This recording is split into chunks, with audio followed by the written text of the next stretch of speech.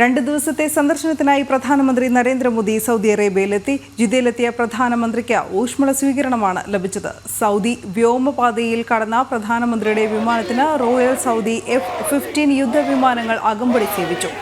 Indian ദേശഭക്തി ഗാനങ്ങൾ പ്രധാനമന്ത്രിക്ക് മുൻപിൽ സൗദി ഗായകൻ ഹാഷിം അബ്ബാസ് ആലപിച്ചത് ഹൃദ്യാനുഭവമായി. ജയ് മോദി വിളികളുമായാണ് സൗദി പ്രവാസി സമൂഹം പ്രധാനമന്ത്രിയെ വരവേറ്റത്. നരേന്ദ്രമോദിക്കായി കലാവിരുന്നും പ്രവാസികൾ ഒരുക്കി.